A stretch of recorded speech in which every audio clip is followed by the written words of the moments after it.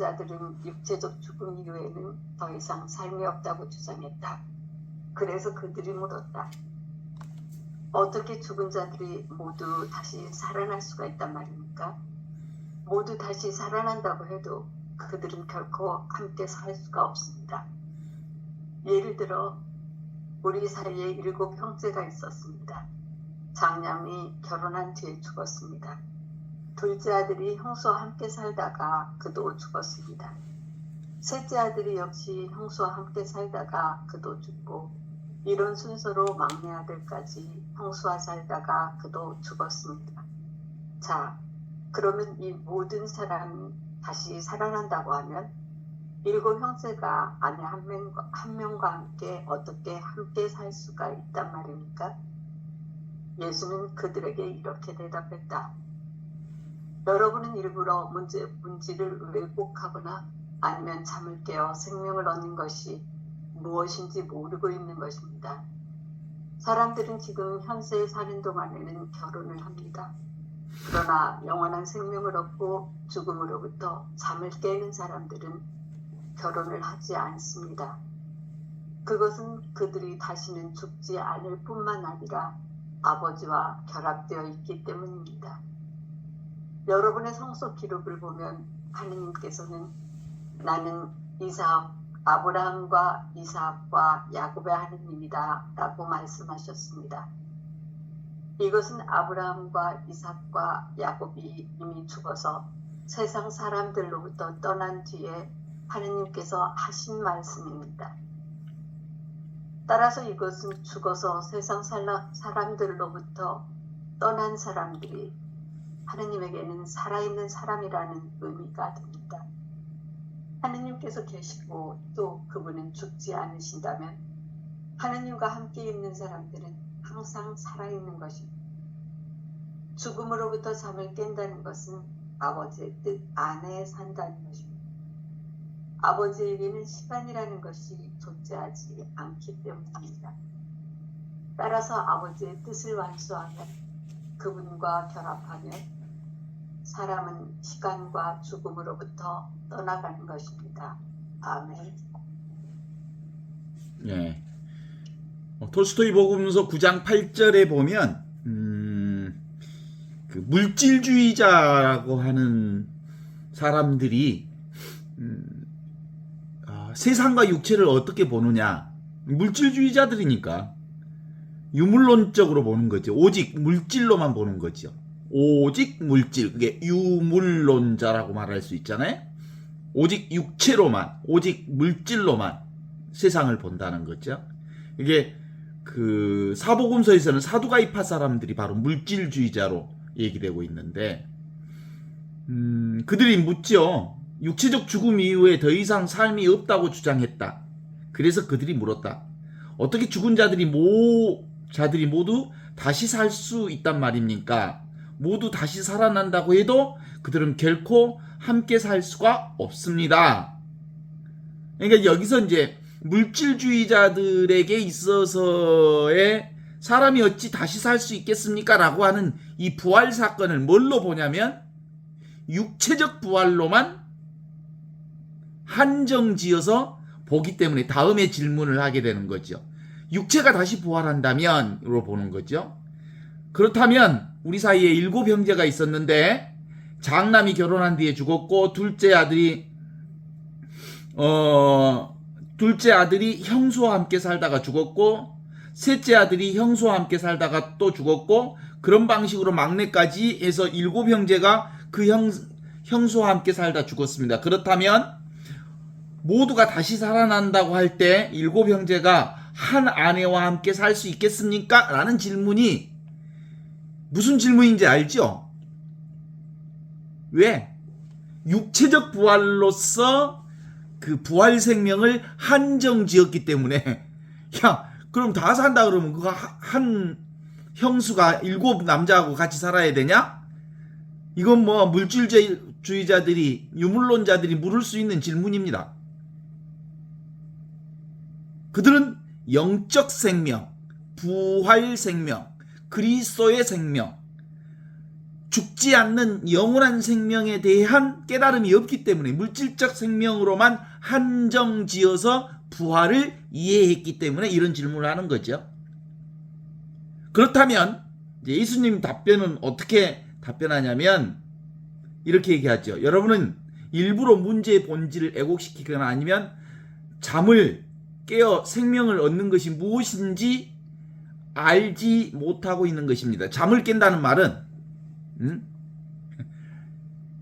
깨어있지 못하기 때문에 영적 생명을 깨달았지 못하기 때문에 부활 생명을 깨달아 보지 못했기 때문에 그리스도의 생명, 부활 생명, 영원한 생명, 하늘로부터 내려온 살아있는 이 생명을 깨닫지 못하기 때문에 그런 설명을 하는 거다. 이렇게 표현하죠.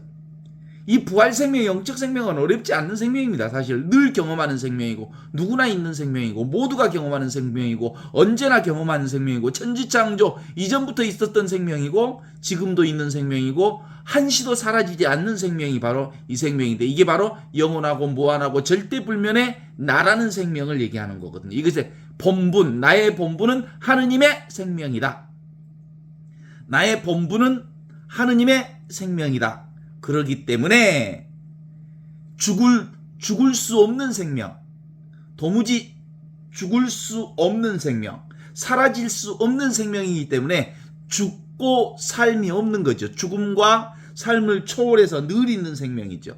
이걸 가리켜서 나의 본래 생명이라고 그러는데 우리 지금 이거 뭐 어렵게 생각할 이유가 전혀 없는데 사람들은 너무너무 하느님의 생명을 어렵게 생각하니까 도무지 이해가 안 가는 거예요.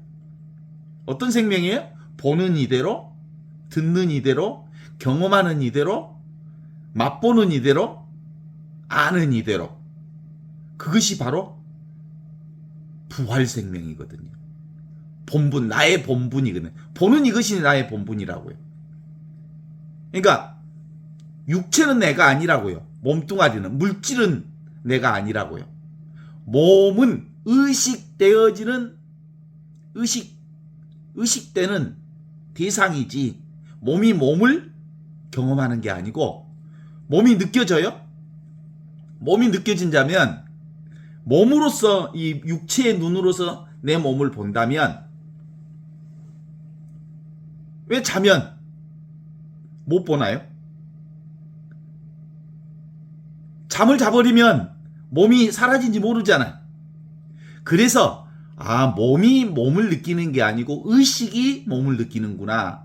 이 보는 이것이 그리고 경험하는 이것이 아는 이것이 지금 이 의식 자체가 이 존재 자체가 이 생명 자체가 나구나. 이 부활 생명, 이 하느님의 생명, 이 영원한 생명 이게 진짜 나지 이 몸뚱아리는 내가 아니구나. 만일 이 몸뚱아리가 나라는 것을 안다면 잠잘 때도 이 몸뚱아리가 알아야지. 잠잘 때 꿈꾸잖아. 몸이 자고 있는데 꿈속에서도 보고 듣고 느끼고 알고 다 하잖아. 꿈속에서 뭐가 보고 꿈속에서 뭐가 듣고 뭐가 느끼고 뭐가 아냐고. 육체적인 눈이 보고 듣고 느끼고 아냐고. 그렇지 않잖아요. 그 얘기는 꿈속에서도 역시 의식이 보고 듣고 느끼고 아는 의식을 사용하고 있다는 거예요. 우리의 현실에서도 의식으로 산다는 거예요. 이 존재로, 이 생명으로.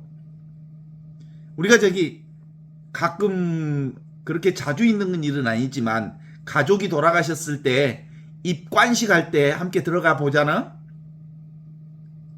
멀쩡하게 누워있는 분이 애 못 봐. 그 시신이 애 못 봐. 육신으로 본다면 봐야지.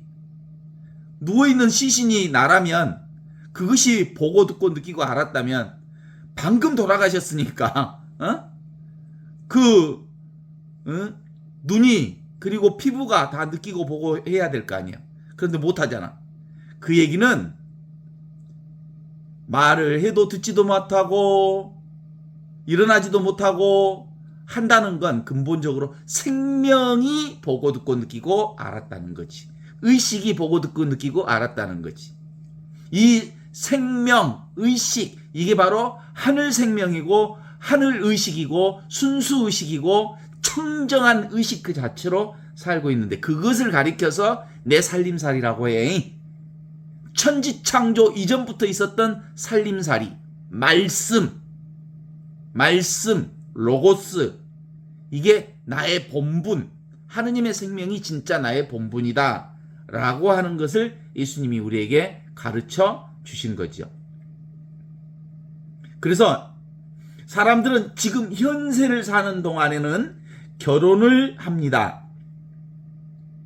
그러나 영원한 생명을 얻고 죽음으로부터 잠을 깨는 사람은 결혼하지 않습니다. 지금 여기 이렇게 분명하게 살아있는 나 자신의 본분이 하느님의 영원한 생명이라고 하는 것을 깨달아 버린 사람은 사실은 결혼을 하지만 육체가 결혼하는 거지 이 영원한 생명이 결혼하는 건 아니에요. 결혼했지만 결혼하지 않는 거예요. 아시죠? 이것으로 사는 건데 이 하느님의 생명으로. 하느님의 생명은 결혼한 적도 없고 결혼할 수도 없고 결혼이 되지도 않아. 그냥 영원한 생명 그 자체를 사는 거예요. 그리고 육체적 생명이 결혼하는 거지. 그런데도 불구하고 우리는 무슨 천주교 신부나 수녀가 결혼하지 않는 것은 천상 생명을 이 세상에서 보여주는 것이다. 이렇게 얘기하는 건데 그거 역시 육체적 생명을 중심으로 해서 무슨 하느님 나라를 표현하는 방식이다가 아니에요. 그건. 하느님 나라는 결혼을 한 사람이든 결혼을 하지 않는 사람이든 늘 결혼하지 않는 이 영원한 생명을 살고 있다는 점이에요. 결혼을 한 사람도 결혼하지 않았고 결혼하지 않는 사람도 결혼한 적이 없어. 이것은 늘 순수한 영역이야. 이건 청정한 영역이야. 이건 처녀성의 영역이야. 이건 동정녀의 영역이야. 이건 아무것도 없는 영역이야. 이건 어떤 흠집도 나지 않는 영역이야. 이건 정말 그 무엇도 오고 가지 않는 영역이야. 이 오고 가지 않는 영역에서 무슨 시집장가를 가겠어 말겠어. 그런 점에서 영원한 생명을 얻고 죽음으로부터 잠을 깬 사람은 그러니까 육체적 생명이 내가 아니고 부활 생명이 나다, 영원한 생명이 나라고 하는 것을 깨달아 아는 사람은 결혼 생활을 하면서도 결혼 생활을 하지 않는 것처럼 사는 거예요. 그러니까 마누라를 집착하지 않는 거예요. 예를 들면 마누라를 내 것으로 삼지 않는 거예요. 자녀를 키우면서도 자녀를 내 것으로 삼지 않는 거예요. 도무지 내 것이란 없다라고 보는 곳으로 사는 거죠. 그것은 그들이 다시 죽지 않을 뿐만 아니라 아버지와 결합되어 있기 때문이다. 하느님의 생명으로 살기 때문이다. 이렇게 말할 수 있죠. 여러분의 성서 기록을 보면 하느님께서는 나는 아브라함과 이삭과 야곱의 하느님이다 라고 말씀하셨습니다. 이것은 아브라함과 이삭과 야곱이 이미 죽어서 세상 사람들로부터 떠난 뒤에 하느님께서 하신 말씀입니다. 이미 이 말은 아브라함도 이삭도 야곱도 지금 있는 이 생명, 여기 있는 이 생명, 지금 여기 이 순간만을 사셨다는 거예요. 눈앞에 있는 이 생명, 천지창조 이전부터 있었던 하느님의 부활 생명, 그리스도의 생명을 아브라함도 살았고 이삭도 살았고 야곱도 살았고 그리고 엘리야도 살았고 에레미야도 살았고 예수도 살았고 부처도 살았고 모두가 다 이 생명을 살았다는 거예요. 그리고 나도 살고 있고 여러분도 이 생명을 살고 있고 이게 바로 똑같이 우리의 모든 본분은 하느님의 생명을 본분 삼아 살고 있다는 것을 표현하고 있는 거죠. 아브라함과 이삭과 야곱이 이미 죽어서 세상 사람들로 떠나 뒤에는 하느님께서 하신 말씀입니다. 모두 다 이 생명으로 살았단다. 지금도 이 생명이단다 라는 거예요. 제주항공 여객기 추락 사건에서 그 돌아가신 우리 장흥성당 장평공소 회장님이 오늘 장례식 장례식을 했어요. 그러니까 이제 시신은 거의 다 이제 녹아버렸고 비행기가 다 타버리는 동안 녹아버렸고 그것을 이제 유골화 해가지고 모셔와서 오늘 이제 장례식을 했는데 그래요. 그 육신이 장평공소 프란치스코가 아니라고. 육신은 사라졌지만 지금 여기 이렇게 살아있다고. 말씀의 생명으로 살아있고 영원한 생명으로 살아있고 그리스도의 생명으로 살아있고 하느님의 생명으로 살아있고 내가 살고 있는 이 생명으로 그도 지금 여기 있다고. 그게 이해가 안 갈 거예요. 이게 깨달은 사람만이 가능한 거예요. 이게 이해되는 생명이 아니거든. 이건 깨달음의 생명이고 그걸 체험하는 생명이고 아는 생명이기 때문에 그렇죠. 따라서 이것은 죽어서 세상 사람들로부터 떠난 사람들이 하느님에게는 살아있는 사람이라고 하는 의미가 됩니다. 죽어서 산 사람. 이걸 이제 깨어있는 사람입니다. 이 육신이 내가 아니다. 그리고 지금 보는 이대로 듣는 이대로 이 부활 생명, 이 나의 본분, 이게 진짜 내 생명이다라고 하는 것을 깨달아 아는 사람은 이 얘기예요. 죽어서 세상으로부터 떠난 사람은 이런 뜻은. 그러니까 실제로 내가 그러면 이 생명을 언제 알았나 라고 본다면 사실상 꽤 오랜 신앙생활을 했지만 드디어 내가 깨달아 아는 건 그렇게 오래되지 않았어요. 내가 육신의 죽음을 경험하고 수술 과정에서 내가 죽을 수 있겠구나. 아주 자연스러운 죽음을 내가 받아들였던 것하고 더 나아가서 사실은 내 자신이 스스로 선택할 수 없는 삶의 한계 상황을 겪었을 때 그거 다 내려놨거든. 다 내려놓으면서 사실상 진짜 생명은 아무것도 없는 이 생명이 진짜 나의 본분이구나 라는 것을 깨달아 알았는데 이걸 오늘 톨스토이 복음서로 얘기하면 죽어서 세상 사람들로부터 떠난 사람들이 하느님에게는 살아있는 사람이라는 의미가 됩니다. 육체적 생명을 내 생명이라고 고집하지 않고 이 보편 생명인 하느님의 생명, 부활 생명, 그리스도의 생명을 내 생명으로 깨달아 알았을 때 비로소 아는 생명이 됩니다. 하느님께서 계시고 또 그분은 죽지 않으신다면 하느님과 함께 있는 사람들은 항상 살아있는 것입니다. 이게 바로 없이 계시는 하느님이죠. 없는 듯 있는 하느님. 이 세상은 있는 듯 없는 하느님. 그러면 없는 듯 있는 하느님의 생명과 있는 듯 없는 세상 생명이 똑같은 그리스도의 생명, 하느님의 생명, 그걸 드러내고 있는 거예요. 그러니까 세상과 하느님의 생명은 똑같은 생명이에요. 그게 바로 나의 본분. 하느님의 생명이 바로 내 본분이라고 하는 걸 깨달아 아는 사람은 죽음으로부터 잠을 깬다는 건 아버지의 뜻 안에서 산다는 것입니다. 아버지에게는 시간이라는 것이 존재하지 않습니다. 이 세상에 살지만 이 세상을 초월한 하느님 나라. 지금 여기가 이 세상이면서 이 세상은 시간과 공간을 초월해서 하느님 나라를 살고 있다는 점에 있어서 하느님의 뜻을 완수하면 그분과 결합한 사람은 시간과 죽음으로부터 떠나가 있는 것입니다. 이게 바로 영원한 생명이요 부활 생명이라고 하는 걸 드러내고 있어요. 자, 핵심적으로 여기서 톨스토이 복음서에서 하고자 하는 말씀이 뭔가요? 간단하지요? 몸은 내가 아니다. 육체는 내가 아니다. 물질주의자들이 너희들이 말하는 것처럼 육체의 부활을 말하는 게 아니고 육체적 부활을 포함해서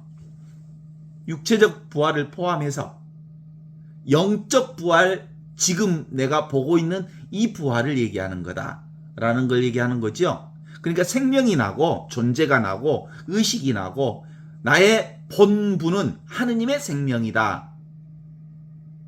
이것을 까먹지 말라 라는 말입니다. 이걸 까먹지 말라. 이 의식, 이 존재, 이 생명, 이 참 사람뿐이다. 없는 듯 있는 하느님의 생명으로만 우리가 살고 있다. 몸의 느낌이 있죠? 지금 몸의 느낌을 한번 느껴봐요. 몸이 내가 아니고 몸의 느낌을 느끼고 있는 이것이 바로 하느님의 생명이라고요.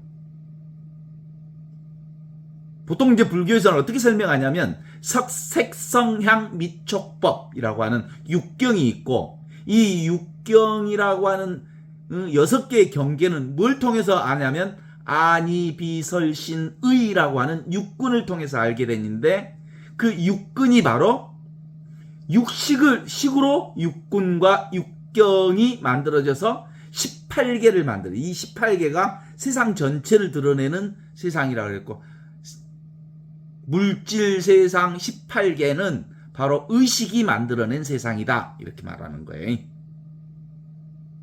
6,3,18, 육경, 육근, 육식, 이 세 개, 18개가 바로 세상 만사라고 말할 수 있죠. 우리가 경험하는 모든 세계는 다 이 의식의 세계를 통해서 드러난다 라고 말하는 거지. 그럼에도 불구하고 우리가 세상을 경험할 때 가장 먼저 아는 것은 시각적 경험이 가장 강하게 드러나거든요. 우리가 세상을 경험할 때 가장 먼저 경험하는 것이 바로 시각이죠. 시각이 가장 강렬해요. 분별 근원으로서 보고 있는 이거이. 그래서 견성이라고 그래. 견성. 불교에서는 보고 있는 성품, 이것이 전부를 얘기하는 것처럼 90% 이상이 이 견성을 통해서, 보고 있음을 통해서, 듣고 있음도 이 보고 있는 자리에서, 맛보는 자리도 이 보는 자리에서, 아는 자리도 이 보는 자리에서, 느끼는 자리도 이 보는 자리하고, 느끼는 자리하고, 아는 자리하고, 맛보는 자리하고 똑같은 이 자리를 통해서 이 존재 생명인 영원하고 무한하고 절대불변의 나를 경험하고 있는 거거든요. 꿈을 꾸어도 깨어 있을 때나 늘 의식으로서의 나, 존재로서의 나, 생명으로서의 내 모든 꿈속의 모든 경험, 세상 속의 모든 경험이 다 이 의식의 경험이에요. 그죠? 내가 느껴지죠? 이 느낌이 바로 꿈꾸는 힘이고, 이 느낌이 본 성품이고, 이 아는 성품이 바로 영원한 생명인 나라고 하는 것이어서,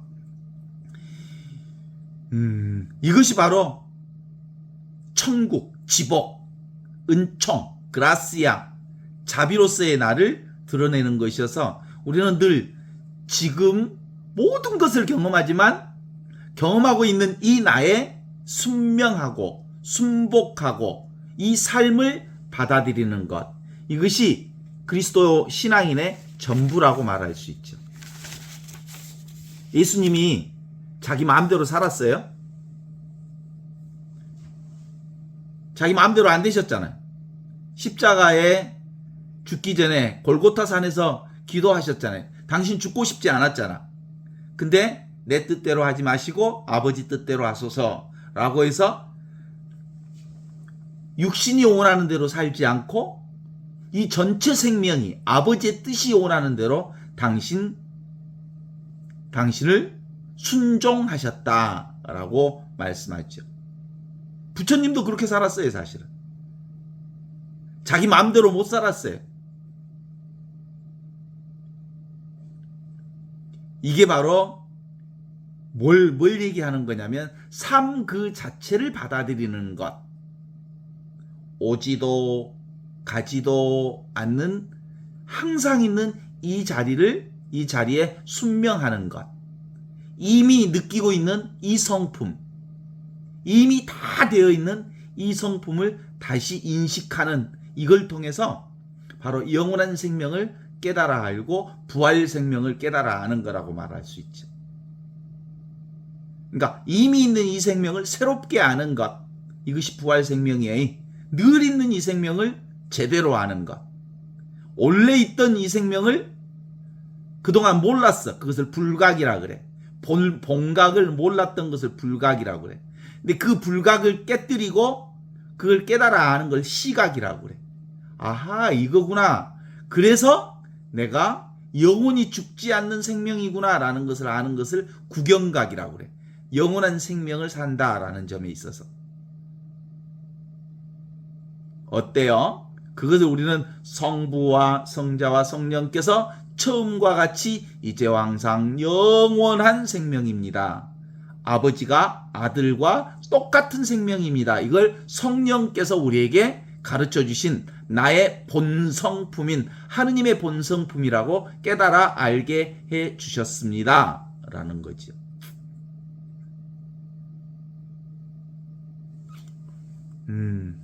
그런 점에서 톨스토이 복음서는 뭘 가르치는 거예요? 나와 세상과 현실이 따로 떨어져 있지가 않다. 이런 거예요. 나와 세상과 현실이 완벽하게 이 하나의 하느님의 생명을 드러내고 있다. 이런 얘기죠. 그래서 부활 생명이란 오고 가는 생명이 아니라 오지도 않고 가지도 않고 생겨나지도 않고 죽지도 않는 이 영원한 생명. 이게 바로 죽는 생명을 경험하게 하고 죽지 않는 생명을 드러내게 하고 태어나고 죽는 모든 생명이 다 이 자리에서 나오는 생명이니까요. 그래서 지금 여기가 바로 궁극적 생명을 살고 있는 자리여서 모든 것이 다 지금뿐 여기뿐 이 순간뿐 없는 듯 있는 이것이기에 특별한 경험이 아닌 늘 하는 이 보는 경험, 듣는 경험, 이것이 바로 부활 생명이요, 나의 본분이요, 나의 살림살이요, 나의 영원한 생명이라는 것을 깨달아 알기에 지금 여기 이렇게 우리 집 뒷산이 가야산이거든요. 가야산이 거의 매일 다니는 산이기 때문에 눈에 선해. 어디서 눈 떠오르냐면 지금 눈앞에서 가야산이 떠올라요. 윤석열이도 여기서 떠오르고 지금 우리나라에 이러저러한 모든 사건들도 내 눈앞에서 떠오르는 사건이에요. 내 의식 안에서 드러나는 사건이죠. 너도 보이고 나도 보이고 세상도 보이고 이와 같이 눈앞에서 펼쳐지는 이 자리가 바로 신성 불가침의 자리입니다. 눈앞에 이 자리가. 이게 거룩한 자리입니다. 그래서 이 자리가 바로 이 자리를 찬양하기 위해서 성가를 부르고 이 자리를 알려주기 위해서 성경이 있고 이 자리를 드러내기 위해서 성사가 있고 이 자리를 표현하기 위해서 모든 거룩한 자리가 바로 이 자리인 거죠. 하나이요 거룩하고 공본되고 사도로부터 이어온 이 진리 자리, 그게 지금 눈앞에 이 자리라는 걸 드러내고 있습니다. 이 이상은 없습니다. 이 이상은 없습니다. 직접 실험해 보세요. 이건 지식의 문제가 아니라 본인이 그렇게 확신할 수 있는 단계까지 확인해 보아야 합니다. 그래서 이걸 의식의 탐구라고 그래요. 자기의식의 탐구. 자기가 자기를 만나는 경험. 의식과 존재 그 자체가 하느님을 경험하는 깨달음의 경험. 이게 지복의 경험이라고 말할 수 있죠. 요즘에 대한민국의 현실을 보면서 마음이 아파요. 어디서 마음이 아파요? 지금 여기서 마음이 아프지요. 보통 우리는 마음이 아프다고 할 때 여기서 말하는 마음이 감정적 마음, 생각의 마음, 의지의 마음, 다양한 현실을 표현하고 있지만 이 감정으로서의 마음이 아프고 생각으로서 의지로서 잘 안 되는 다양한 현실을 경험하고 있는 이 근본 자리는 절대 변함이 없는 자리거든요. 이게 본성의식, 의식 그 자체, 본성의식으로서 존재 그 자체, 그래서 순수자리, 바탕의식의 자리라고 말하는 것이어서 이걸 관음이라고 그래. 관음. 관음보살이라는 얘기 들어봤죠? 귀로 보고 눈으로 듣는다라고 해서 관음이라고 그래. 귀로 들어야지. 근데 왜 귀로 본다고 그래? 눈으로 보아야지. 그런데 눈으로 듣는다고 그래. 왜 그러겠어? 귀로 보고 눈으로 듣는 게 아니라 귀 보고 듣는 성품으로 보고 듣는다는 말이죠. 지금 눈앞에 있는 이것으로. 이것이 근본이라는 거죠. 이것뿐이어서 나머지는 다 망상이에요. 하느님이 따로 있다라고 생각하고 하느님을 흠숭하는 건 다 망상이에요. 전체가 하느님 아닌 게 없어서 하느님께 찬양과 영광을 드리는 것. 그래서 따로 하느님은 없지만 전체가 이 하느님의 사랑으로 온 축복으로 가득 차 있음을 깨달아 하는 것. 이게 바로 천년 만년 변함없는 전지전능한 하느님이시랍니다. 우리 그리스도교는 이걸 거창하게 천년 만년 변함없는 전지전능한 하느님을 이렇게 거창한 언어로 표현하지만 사실상 경험할 때는 어떤 거예요? 눈앞에 이거예요. 지금 여기 이거예요. 이 전지전능한 하느님의 성품이 이거라니까요. 물질적, 정신적 모든 경험을 떠나지만 절대 불변인 이것은 오지도 않고 가지도 않아서 늘 항상 나와 함께 내 안에서 나의 모든 것이 되어주시는 하느님. 그것이 나의 본분, 영원한 생명, 그리스도의 생명. 이건 집착해서 아는 게 아니라 잡을 수 없는 거기 때문에 집착하지 않으면 늘 이 자리를 경험하고 있는 거죠. 이 밋밋하고 숭숭하고 아무것도 아닌 이 나. 이 마음이 아프다. 요즘에 대한민국 사람들이 마음이 많이 아파요. 선생님도 마음이 아프고 나라를 생각하면 가슴이 답답하고 빨리 문제들이 좀 해결되어져서 그리고 함께 더불어 걱정 없는 나라를 살고 싶은데 잘 풀리지 않는 현 정국의 모습을 보면 답답하고 아파요. 왜 답답하고 아플까요? 살아있는 이 마음, 이 나의 본분인 하느님의 성품이 똑같이 느끼고 있는 거예요. 모든 생명이 다 잘 물 흐르듯 풀려가야 되는데 어디가 지금 막혀 있잖아. 대한민국이라고 하는 공화정이 어느 한 곳에 지금 막혀 있잖아. 첫 번째 체포영장이 날짜가 다 해소되고 방금 보니까 또 속보가 드러났는데 제2차 체포영장이 발부되었다고 하니까 또 시작될 것 같아. 체포가. 그런데 그 내란 수개가 우두머리가 잡혀있지 않는 한 뭔가 답답함을 경험하는 이 자리는 많은 사람들이 똑같이 경험하는 이 자리인데 바로 이 자리가 바로 하느님의 자리, 우리의 본분, 내 본분 하느님의 성품 자리에서 그걸 경험하고 있는 거예요. 아상이라고 하는 관념에 붙잡혀 있으니까, 자아의식에 붙잡혀 있으니까 세상이 힘들죠. 세상에 생기는 모든 일들은 다 뭐예요? 내가 있으니까 세상이 있는 거예요. 나와 세상이 동시적으로 드러나는 건데 이 동시적으로 드러난 이 세상이 바로 영원한 생명, 그리스도의 생명, 하느님의 생명, 위치 없는 참사람, 내용 없는 참사람이 이렇듯 없는 듯 있는 모습으로 세상에 이렇게 펼쳐지고 있는 거거든요. 그래서 예수님은 와서 보라 이렇게 늘 말씀하셨거든요.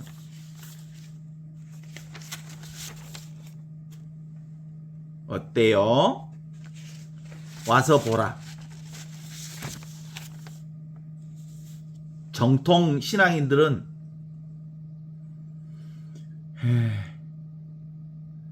나도 구원되고 너도 구원되고 모두가 구원되어 있음을 깨달아 아는 것. 이것이 바로 복음이라고 우리에게 가르쳐 주고 있죠. 원래 구원되어 있는 너, 원래 구원되어 있는 나, 이대로 온전히 하느님의 생명을 살고 있는 나, 지금 이대로 차별 그대로 하느님의 완벽하고 평등한 이 생명을 살고 있다고 믿는 것, 이게 예수 그리스도의 복음 선포였거든요. 그런데 아직도 구원을 구해야 되고 완전한 구원을 향해서 나가야 된다는 생각이 있는 한 우리의 깨달음은 쉽지 않죠. 이미 구원되어 있다라고 하는 것을 우리가 확신하기 전까지는 깨달음과 구원을 살아가기가 어려운 거거든요. 예수님은 우리에게 복음을 선포하시면서 이미 구원된 자로 살라고, 그리고 그 구원을 지금 여기서 지켜내라고, 지금 여기 이렇게 살아있는 하느님과 함께 오래오래 구원을 살자고, 해방을 살자고, 자유를 살자고 복음을 선포해 주셨죠. 어때요? 그게 뭐예요? 있는 그대로 보자, 있는 그대로 살자, 있는 그대로 이 행복하자, 이게 구원을 사는 길이잖아요. 따로 구원이 따로 없고, 따로 해방이 따로 없고, 따로 복음이 따로 없다. 그러니 지금 여기 있는 그대로가 하느님의 온전한 구원임을 깨달아 알아서 이 구원과 해방의 역사를 살자는 게 바로 예수님의 복음 선포입니다. 이 담담하고 항상 고요한 담면상적, 이게 담자가 담담할 담자거든요. 담면상적, 항상 고요한, 이게 바로 구원과 자유와 해방을 살고 있는 나의 본 성품이요 나의 본분이다. 이것에 통하면 이것은 얻을 것이 없어서 무소득이라고 그러죠. 무소득, 무의자연, 함이 없는 스스로 그렇게 일어나는 것, 무사야, 아무 할 일이 없는 것. 왜냐하면 이미 하느님께서 모든 일을 하시기 때문에 그러는 거거든요. 생생하지만 결점이 하나도 없는 삶이 지금 여기서 이렇게 이루어지고 있습니다. 우리 인간의 눈으로는 부족함 투성인 것처럼 보이지만 실제로 이 전체 생명으로 보면 아무런 부족함이 없는 이 생명, 이것이 지금 당장 우리가 살아야 하는 생명입니다. 이게 그리스도의 생명이죠. 모두가 자기 구원을, 자기가 자기 해방을 경험하면서 살자고 하는 이 구원의 역사가 지금 이렇게 확실하게 열려져 있습니다. 이렇게 보고 이렇게 듣는 이 구원의 역사가 무의야, 무사야, 무소득으로 늘 이렇게 드러나 있다는 걸 얘기해요.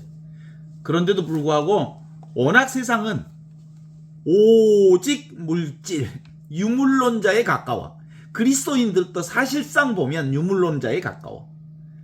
지금 현존에 있는 그리스도 교인들이 모양만 그리스도인들이 실질적으로는 물질주의자들의 훨씬 더 가까운 사람들이.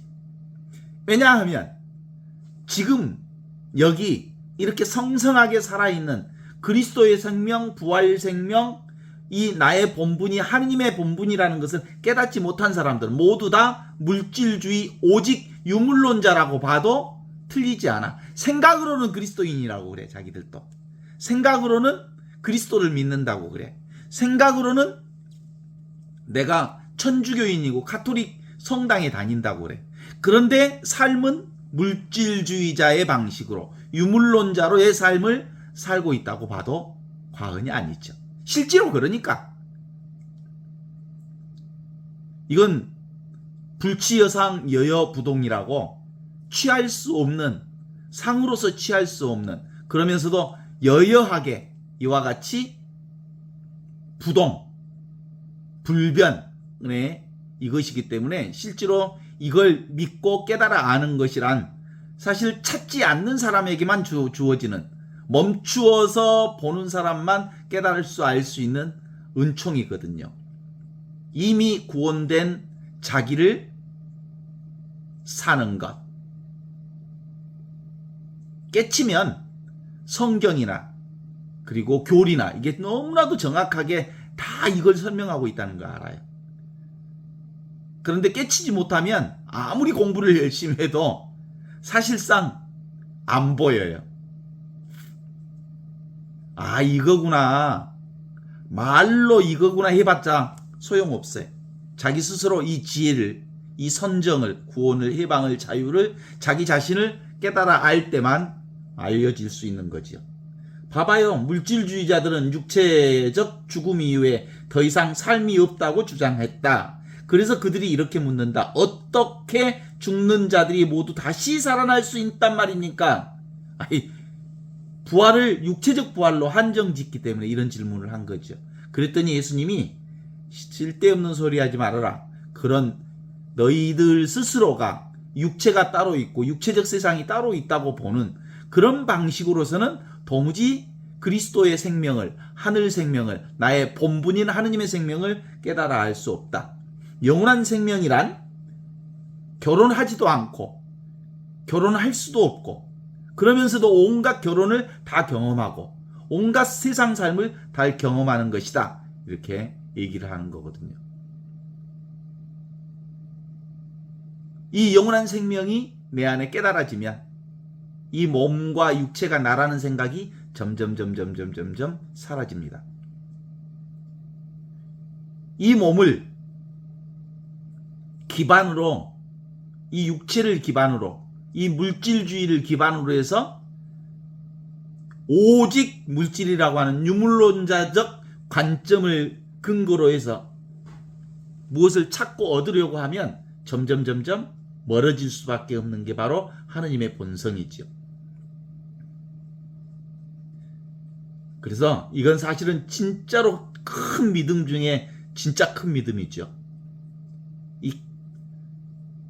지금 당장 살아있는 이것, 보는 이대로 듣는 이대로 이것이 바로 부활 생명이라는 것을 믿는 믿음.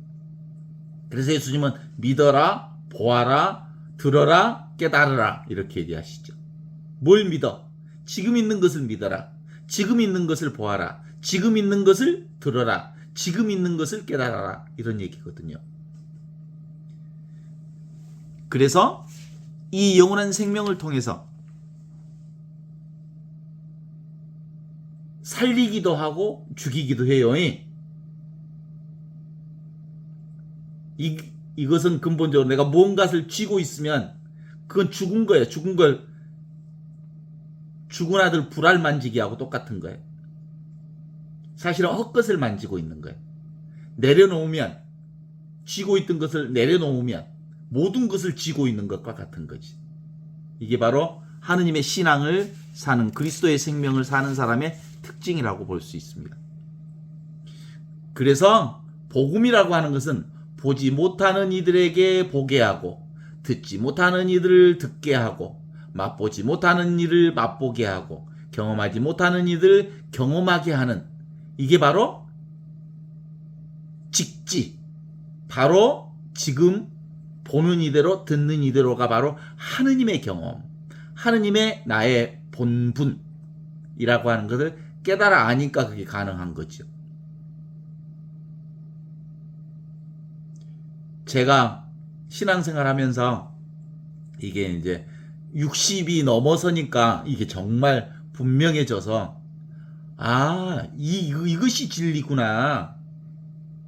이게 이제 확인이 되고 확신에 차고, 그러니까 사실상 아주 편안해지는 것, 따로 찾을 것이 도무지 없다는 것을 알기에 아주 편안해졌다는 사실을 알게 돼요.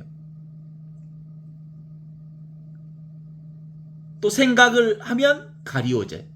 생각으로 찾으면 그냥 이거 하나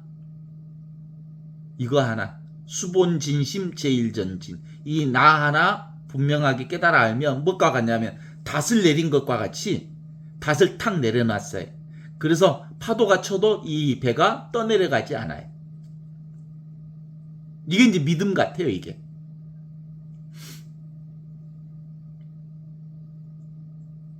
당연지사인데 누구한테 이걸 내가 안다고 말할 필요가 있겠어? 난 신앙이 있다고?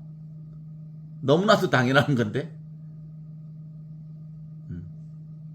그래서 이제 이것을 깨달아 아는 사람은 삶을 조금 더 디테일하게, 더 느낌이 좀 좋아지고, 그리고 그전에 보지 못했던 것을 보게 되고 하는 것들 때문에 삶이 아주 활성화되고 삶이 더 재미있죠. 아플 때는 아프고 슬플 때는 슬프고 그러는 거잖아요.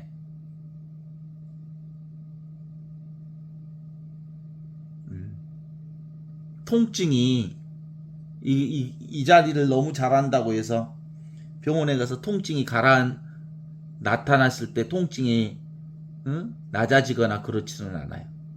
그런데 그것을 두려워하지도 않아요. 아플 때는 아프다고 얘기하고, 아직도 주사에 벌벌 떠는 나를 보면 웃겨요.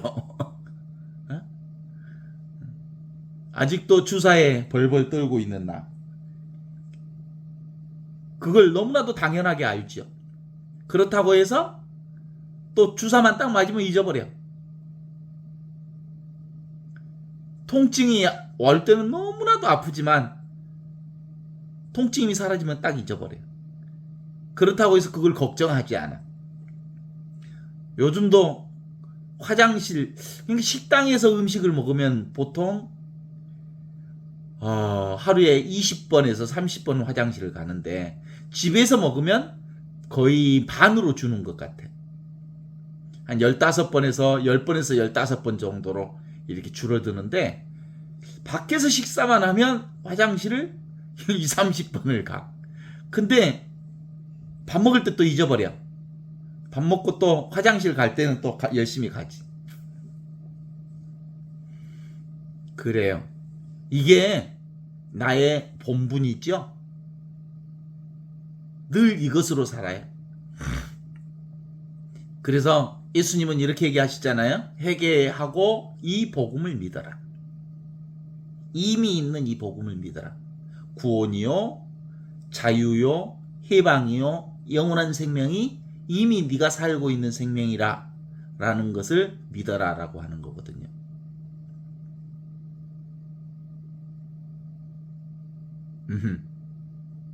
이제 걱정할 것이 없잖아요, 사실은. 근데 저도 사실은 이 과정을 겪으면서 너무 오랫동안 무언가를 찾고 있었기 때문에 이 찾는 습성이 잘 안 사라져요. 지금도 종종 하느님을 찾는 듯한 느낌이 있어요. 듣는 이것, 보는 이것, 아는 이것, 자각하는 이것이 항상 언제나 늘 이렇게 나와 함께 있다는 것을 놓치고 또 뭘 찾고 있는 나를 발견해요. 이게 얼마나 뼛속 깊이 사로잡혀 있는지 알게 되는 것 같아요. 그래서 예수님은 성서의 기록에 보면 하느님께서는 나는 아브라함의 하느님, 이삭의 하느님, 야곱의 하느님이라고 말했다라고, 그 하는 말은 천지창조 이전부터 있었던 이 하느님을 지금 우리가 믿고 있는 하느님이다. 그래서 그동안 꽤 많은 사람들이 많이 속고 살았던 것 중에 하나가, 이것이 따로 있다고 설명하는 많은 사람들에게 이 실제로 하느님이 따로 있는 줄 알게 하는, 참 많이 속고 살았던 것 같아요. 이미 있는 이것을, 이미 살고 있는 이것을 멀리서 찾아가는 과정 속에서 하느님을 점점점 멀어졌구나라는 생각을 해요. 아까 제가 이 강의를 하기 전에 그 얘기를 했죠. 사실은 가톨릭 교회에서 너무너무 열심히 하는 신앙인들이 하느님이 이러이러한 행위를 하면, 하느님께서 매일 미사를 열심히 참석하면, 묵주기도를 열심히 하면, 성무일도를 열심히 하면, 그리고 착한 일을 열심히 하면, 무언가를 열심히 하면 하느님과 가깝다라고 하는 이 행위 중심의 신앙이 실질적으로는 하느님과 점점 더, 오히려 더 하느님과 멀리 떨어져 있을 수 있게 하는 과정이었을 수 있겠다라는 착각을 할 수 있겠다라는 생각을 하게 된다는 거죠. 그래서 멀쩡한 사람을 기성의 성당을 다니면서 기성의 종교를 가지면서 멀쩡한 사람을 바보로 만든 거지. 깨달음을, 신앙을 노력해서 얻는 것처럼 생각했기 때문에 오히려 거짓 신앙을 만든 거지. 하느님으로부터 뭔가 은총을 얻어먹으려고 하고 이미 자신에게 충분히 완전히 온전히 주어져 있는 그 은총과 구원과 사랑과 축복과 은혜를 그 어떤 교회로부터 내려오는 그 어떤 무슨 은총이 따로 있는 것처럼 생각하게 하는 착각. 그것이 멀쩡한 신앙인을 바보 신앙으로 만드는 과정들이 있을 수 있겠다. 어때요? 신앙을 탐한 거죠? 그러니까 신앙을 떠나게 되는 거죠. 탐하면 점점점 멀어지는 거기 때문에 그렇습니다.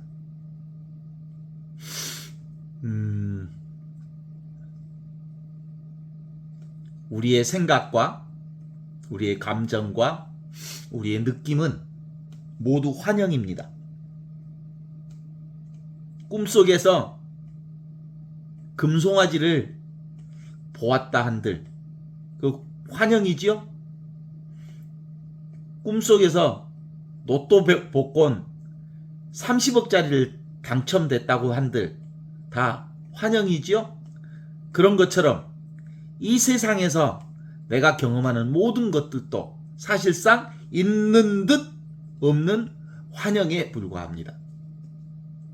오직 허물어지지 않는 것이 있다면 지금 여기 보는 이대로 듣는 이대로 경험하는 이 부활생명 나의 본분 이것뿐이에요.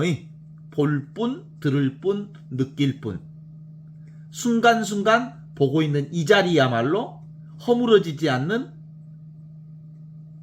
바위와 같은 그래서 이 자리에 교회를 짓고 이 자리에 교회를 지으면 죽음의 힘도 이걸 무너뜨리지 못한다 하는 그게 바로 지금 여기 있는 이 신앙이라고 말할 수 있죠. 동의하십니까? 그래요. 마치 그림자와 같은 것을 우리가 얻으려고 애쓰는 부분들이 종종 있죠. 그림자 인형은 무엇이 있으니까 그림자 인형이 드러나요? 빛이 있으니까 그림자 인형이 드러나는 거잖아요. 그러면 빛을 얻었어요. 그러면 빛을 얻으면 그림자 인형이 뭘로 돌아가? 빛으로 돌아가지요. 그래서 빛에서 나왔으니 빛으로 돌아가는 거죠. 우리가 사순절에 흙에서 나왔으니 흙으로 돌아갈 것을 생각하시오. 어둠에서 왔으니 어둠으로 돌아갈 것을 생각하시오. 이 자리는 알 수 없는 자리, 볼 수 없는 자리, 느낄 수 없는 자리, 경험할 수 없는 자리인데 이 자리에서 바로 모든 것을 경험하는 이 자리로 돌아가라 라는 말이거든요. 이건 너무나도 청정해. 너무나도 원래부터 깨끗해. 그래서 깨끗하기 때문에 닦아야 돼. 우리의 깨끗하지 않는 것을 아무리 닦아도 윤이 안 나잖아요. 원래 깨끗했던 것이기 때문에 닦아내면 깨끗하다는 것을 알아요.